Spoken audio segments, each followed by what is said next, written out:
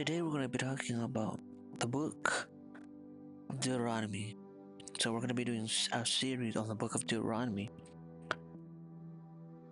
We're going to be doing chapter 1 of Deuteronomy. And so I'm going to give you some backgrounds. So the book of Deuteronomy, it says that Deuteronomy was written by Moses. Deuteronomy chapter 1 verse 5 says that Moses began to explain God's law. Deuteronomy 31:9 says Moses wrote down the law. Deuteronomy 31:24 says Moses wrote in a book all the words of God's law. And then refers to Deuteronomy 24:16. Jesus said that Moses wrote the book. Matthew 19 verse 7 and 8, and John 5 verse 46 and 47, and Mark 12:19. The Sadducees said that Moses wrote the law, and the Sadducees were a group of people, and they belonged to the religion of the Jews when Jesus was alive, and they read only the first 5 books of the Bible, meaning the Pentateuch, like Genesis, Exodus, Leviticus, Numbers, and Deuteronomy. In Acts 3:22, Peter says that Moses wrote the book. Also, Paul says that in Romans 10 verse 5 and 19 verse 19, the devil tempted Jesus when he was in the desert, and Jesus used the book of Deuteronomy to answer the devil. And the book describes what Moses taught the Israelites just before his death. Probably scribes wrote what Moses said, after his during his death or after his death. And so scribes were people who wrote things for other people, and they added some explanation, and they wrote also about Moses' death. And in the first few chapters of Deuteronomy, the author often refers to all names of people and places, and an author who lived later would not have known those names. Some people say that a prophet wrote it about the year 630 BC. BC means before Christ, and so 630 BC refers to an event that happened 630 years before Jesus' birth, and they do not know the name of the prophet, and he wanted Jerusalem to be the very important place of worship. And he hid the book in the temple. The chief priest, Hilkiah, found the book, and he gave it to King Josiah, and then Josiah made the religion in Israel better. The story of Josiah is in 2 Kings chapter 21 and chapter 22. However, the theory, an idea that nobody has proven, seem doubtful. Other people say that a priest wrote the book after that event. King Josiah's changes did not last. There were priests when Nehemiah was alive. They described what they wanted the Israelites to be like. The Israelites had returned to their own country. People wanted the Israelites to be free from foreigners after this. This idea was also seen as doubtful also. And so if Moses was the author, the day of the book was probably about 1406 BC. And then the 4th year of King Solomon's rule was 480 years after the Israelites escaped from Egypt, which was mentioned and referred to from 1 Kings 6 verse 1. And we know that Solomon began to rule in 970 BC, and therefore they escaped from Egypt in 1446 BC, and the Israelites went into the country called Canaan 40 years later. Moses wrote Deuteronomy just before then, so the date is about 1406 BC. So Deuteronomy means the second law, and this translates the Greek title of the book. Greek is the language in the country called Greece. People used to speak that language in the whole region near the Mediterranean Sea. The title in the Hebrew language is "These are the words." Hebrew is the language that the Israelites spoke. And the book did not just repeat earlier laws. It is a record of the covenant relationship between God and the Israelites. The book teaches people how to love God and their neighbors. There are 100 references from Deuteronomy in the New Testament. Deuteronomy is still important for the Christians today. Although the culture is different, the book is sometimes called the Book of Covenant Life. And so the Deuteronomy contains 3 speeches that Moses gave.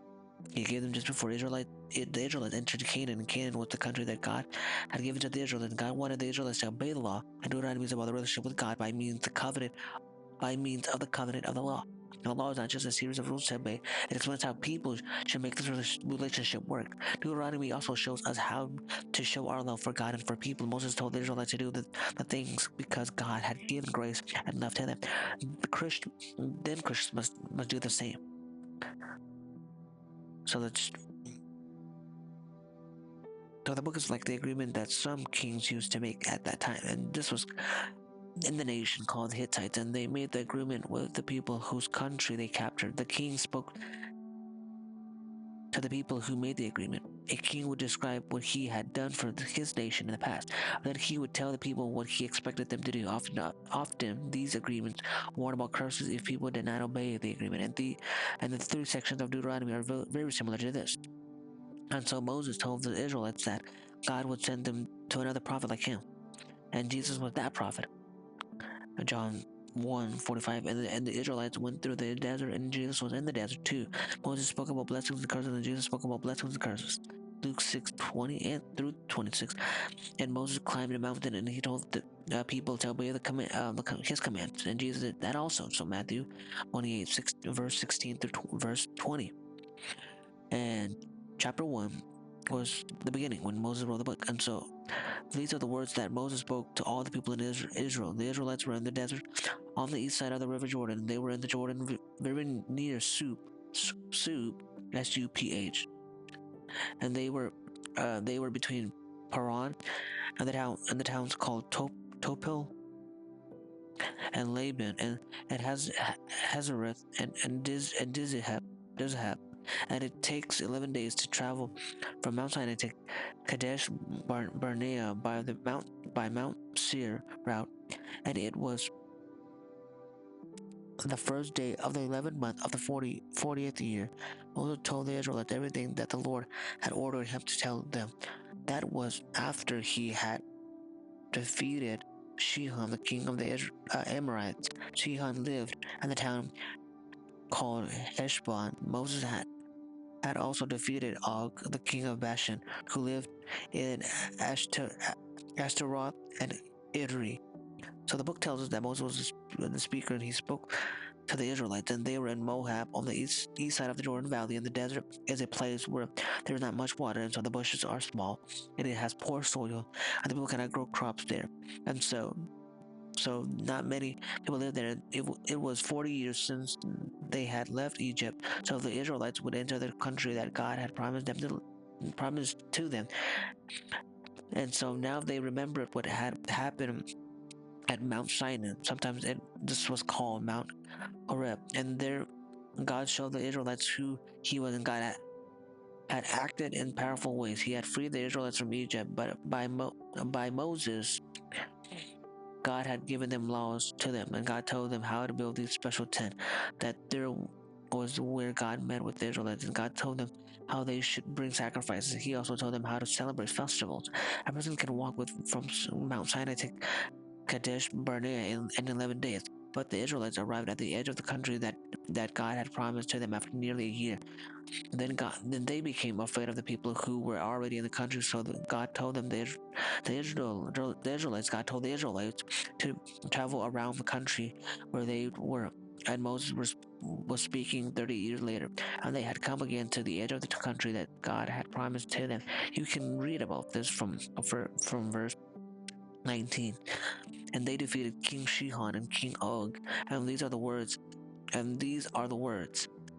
Is an important phrase, which you can see in verse 1. And the kings used it at the beginning of the agreement between themselves and the people that they wrote over. But Moses used it to as the beginning of the covenant that God gave to the Israelites, or God made with the God, or the Israelites made with God, and God made with the Israelites.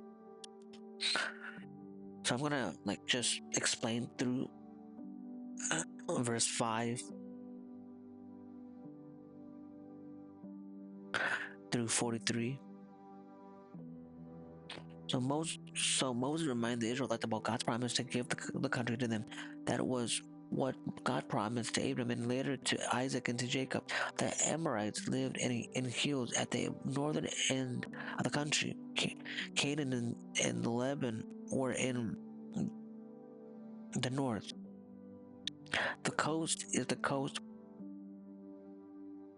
of the Mediterranean Sea. The river Euphrates is the east. God's promise to Abraham is in the book of Genesis 15, verse 18 through 21.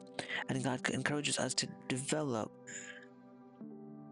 in our Christian lives. So the book of Hebrews chapter 4, the writer warns the readers and he reminds them about these facts. Some of the Israelites did not reach the country that God had promised to them. Hebrews 4 verse 11 says this, so we must do everything possible to receive that rest with God. Nobody should imitate the behavior of those people who refuse to obey God. Then none of us will fail. And so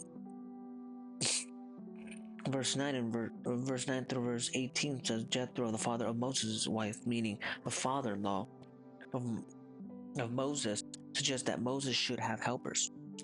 And so here Moses describes the selection of these leaders, and they should have experience and wisdom, and they should make judgment when the Israelites have arguments, and they should not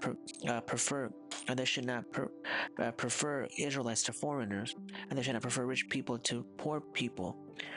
If they could not settle an argument, then Moses had to deal with it. In Deuteronomy 16 verse 18, Moses told the Israelites to appoint these rulers when they went into the country. And so verse 19 through 25, Moses reminds the Israelites about their first journey, and they were from Mount Sinai to the border of a country called Canaan, and Kadesh Barnea was the town on the border. Moses told them to possess the country. Those words appear over 50 times in the book. If the Israelites gave proper honor to God, they would not need to be afraid of anyone.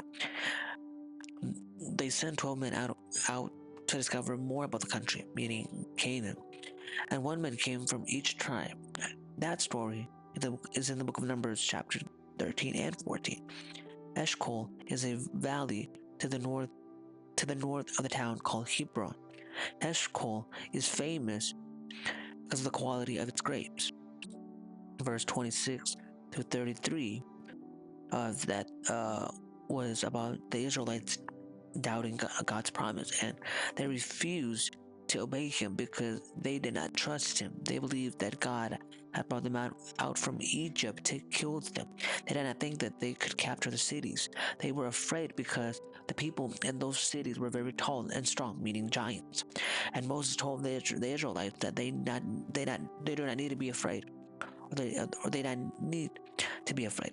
God will look after them in the very same way that a father will look after them. A father carries his son if a son is too weak or tired. And God had let the Israelites do the desert, but they could not trust him. Christians believe that Jesus freed them from sin, therefore they can trust him to help them with the difficulties in their lives. Hebrews 3 verse 7 and through 14 warns us against doubt. We must continue to the end, and we must make every effort. God's goodness and the past should give us confidence to trust him in the future. Verse 34 through 40 describes God's anger. None of the Israelites who left Egypt entered the country. Only Joshua and Caleb went in, meaning the two that God appointed as leaders to spy on the promised land of God, which the Israelites were not allowed to enter because of their complaints, their like not anger, but their like madness towards what God didn't quickly do, or what God didn't yet, and because they obeyed God completely. So only Joshua and Caleb went in. They were able to enter into the what God promised because they obeyed God. Even Moses did not get in because Moses did not obey God about another matter. And Numbers 20, verse 1 through 13 tells us the story. And God told Moses to speak to the rock, and the rock would provide water. But Moses did not trust God enough to speak to the rock. You know, that like that like disobedience of not trusting God or not having faith in God to to believe that He can be able to provide water where water is needed, or manna where manna is needed. You know, because He's the God of living water and the God of living bread. But the disobedience, or the lack of trust, or the lack of faith that Moses had was shown, was demonstrated, was illustrated through the rock illustration that God gave. God gave. And so Moses was angry, and he hit the rock. And this was a serious error. Moses was the leader, but he did not obey God. But he did not obey God, so God said that Moses was not suitable to lead the Israelites into the country. And this shows that God has very high standards for leaders. So Paul says this, that do not try to Paul says this, that do not try to work together with people who do not believe. 2 Corinthians chapter 6 verse 14 mentions this. And many people do not believe God. We might have to work and to live with those people. They may persuade us to doubt God, but do not follow their behavior. Instead, always remain loyal, or remain humble, or be humble, or be loyal, or be faithful, or be obedient to God. Many people do not believe in God. Do not try to work together with people who do not believe. Many people do not believe God. You might have to work and to live with those types of people. And so, you know, remain loyal to God, remain obedient, you know, be able to understand the constant consistency you have to have, and being faithful and being remaining in Christ and God. Verse 41 through 46 said that said that the Israelites went to go into the country, but God had told the Israelites to turn around. And verse 40, and they had to go back. When the Israelites heard that, they tried to attack their enemies, but the Amorites defeated them. God did not help the Israelites because they did not obey Him. They had disobeyed. They disobeyed the command, the order, the promise God gave to them.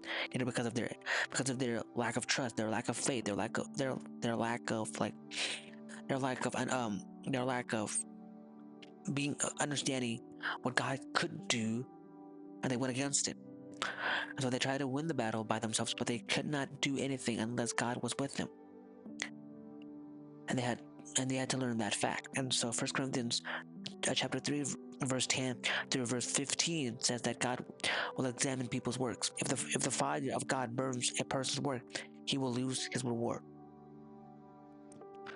To go into the country would be a reward for Moses, but he lost that reward, although he did enter heaven.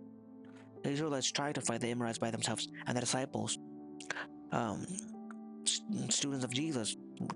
So this is basically referring what the Israelites tried to do to fight the Amorites by themselves, and referring it to the disciples, or the students of Jesus, you know, from the New Testament, you know, connections of the Old and the New Testament.